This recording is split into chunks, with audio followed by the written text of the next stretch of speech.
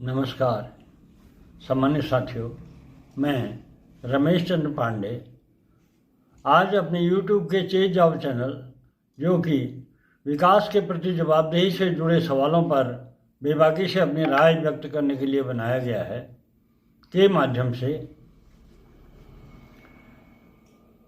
जनपद ऊधम सिंह नगर में उत्तराखंड के सबसे चर्चित 600 करोड़ के घोटाले के मामले में एसआईटी की जांच रिपोर्ट को आप सबके साथ शेयर करना चाहता हूं। इसकी पृष्ठभूमि में मैं बताना चाहूँगा कि उत्तराखंड शासन द्वारा 2 अगस्त 2017 को डीएम ऊधम सिंह नगर को पत्र भेजकर चावल मिलर्स से क्रय किए गए चावल के संचरण में बरती गई अनियमितता के संबंध में एसआईटी गठित कर 5 बिंदुओं पर जांच कराते हुए जांच आख्या 15 दिनों के भीतर शासन को उपलब्ध कराने के निर्देश दिए थे। और डीएम द्वारा 4 अगस्त 2017 को एसआईटी गठित की गई और एसआईटी द्वारा जिन 5 बिंदुओं पर शासन द्वारा जांच कराने के निर्देश दिए थे वो 5 बिंदु हैं। पहला है चावल मिलर्स से क्रय किए गए चावल के संचरण में विभागीय एवं शासकीय अधिकारियों कर्मचारियों की संलिप्तता। दूसरा, चावल के संचरण में विभागीय अधिकारियों एवं कर्मचारियों एवं चावल मिलर्स स्तर से विभिन्न प्रक्रियाओं एवं प्राविधानों के अनुपालन न किए जाने की स्थिति। तीसरा है प्रकरण में पुलिस विभाग की संलिप्तता की स्थिति। और चौथा, इस तरह के प्रकरणों में शासन को हुई क्षति का विवरण एवं क्षति हेतु दोषी अधिकारी एवं कार्मिक का विवरण। और पांचवा है भविष्य में इस प्रकार की घटना न हो, इसके संबंध में कोई सुझाव अभिमत यदि कोई हो। तो इस पूरे मामले में एसआईटी द्वारा इन 5 बिंदुओं पर जांच की गई। जांच करने के उपरांत डीएम ऊधम सिंह नगर के स्तर से 27 सितंबर 2017 को प्रमुख सचिव खाद्य नागरिक आपूर्ति एवं उपभोक्ता मामले उत्तराखंड शासन को ये एसआईटी की जांच रिपोर्ट प्रेषित की गई। इस एसआईटी की जांच रिपोर्ट में इन 5 बिंदुओं पर गहन जांच पड़ताल के बाद एसआईटी द्वारा इस रिपोर्ट में पूरे जो भी अनियमितताएं पाई गई उसका पूरा उल्लेख किया गया है। और जो तमाम इसमें और जो मूल महत्वपूर्ण बात है वो सुझाव भी इसमें दिए गए हैं कि ऐसी स्थिति भविष्य में ना आने पाए, इसके लिए सुझाव भी मांगे थे शासन ने, तो एसआईटी द्वारा सुझाव भी दिए गए हैं। अब इस एसआईटी की जांच रिपोर्ट में तमाम जो गड़बड़ियां पाई गई उनके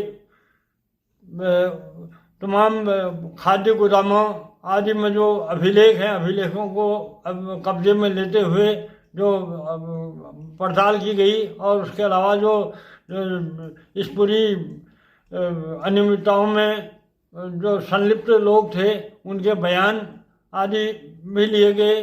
जैसे ट्रांसपोर्ट के मामले में जो ट्रक वहाँ पर धान जिनके द्वारा पहुँचाया जाना दिखाया था उन ट्रक्स के मालिकों के बयान, आरटीओ के कार्यालय के बयान आदि सब संकलित करके ये रिपोर्ट डीएम ऊधम सिंह नगर द्वारा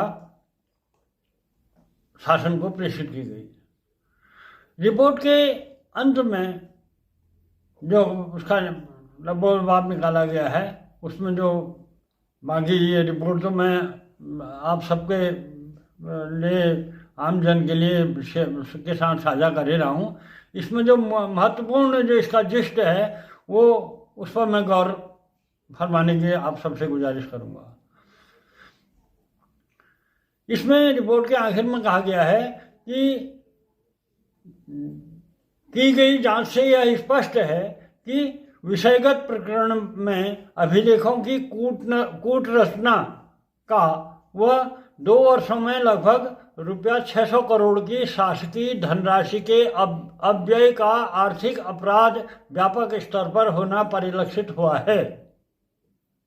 जांच में प्रारंभिक तथ्यों का संकलन एवं अनियमितताओं के कारणों का प्रारंभिक विवेचन किया गया है। सीमित समय में समिति स्तर से समस्त प्रकरणों की जांच एवं समस्त प्रकरणों के संबंध में साक्ष्य का संकलन संभव नहीं है। संकलित तथ्यों एवं साक्ष्यों के आधार पर किसी प्रकार की दंडात्मक कार्यवाही से पूर्व संपूर्ण प्रकरण की जांच किसी विशेष आयोग या आर्थिक अपराध अनुसंधान शाखा या संस्था से कराया जाना उचित होगा। तो ये महत्वपूर्ण इसका रिकमेंडेशन है, एसआईटी की जो रिकमेंडेशन है ये बहुत इम्पोर्टेंट है।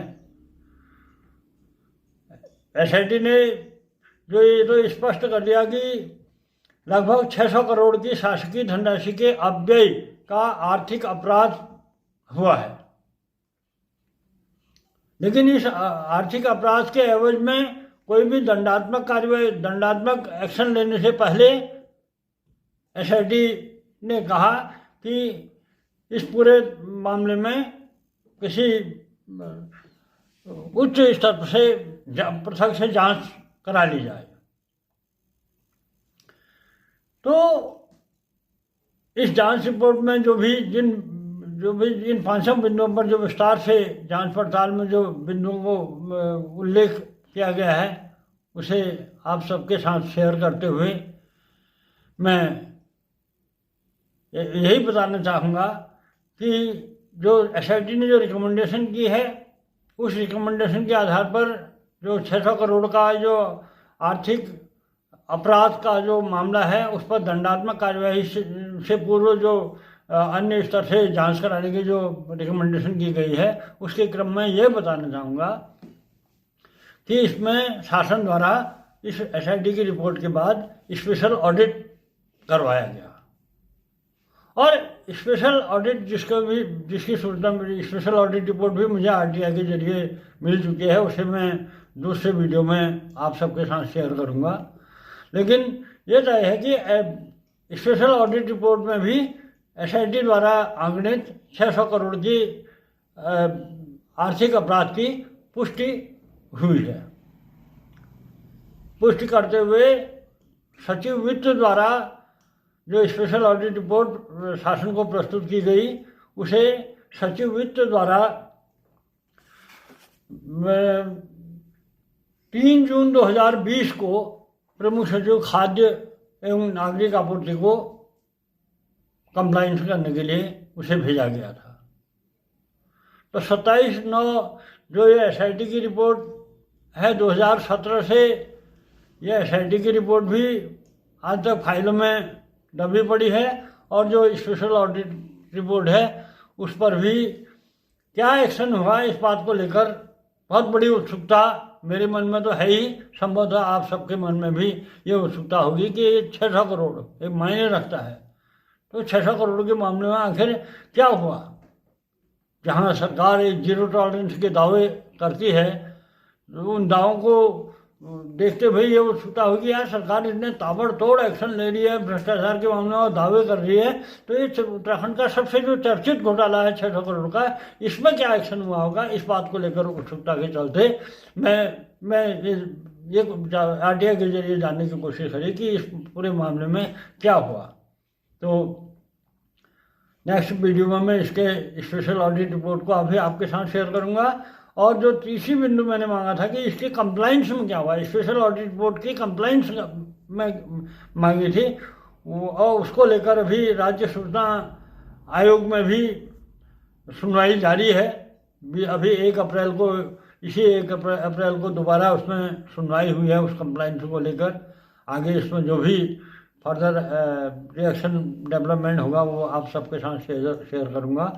तब तक आप सब इस एसआईटी की रिपोर्ट का अध्ययन करें, इसमें अध्ययन करें। और इसी के साथ मैं अपनी बात को विराम देता हूँ। आप सबसे गुजारिश करता हूँ कि मेरे इस तेज जाओ चैनल को लाइक, सब्सक्राइब और शेयर करते रहें। धन्यवाद।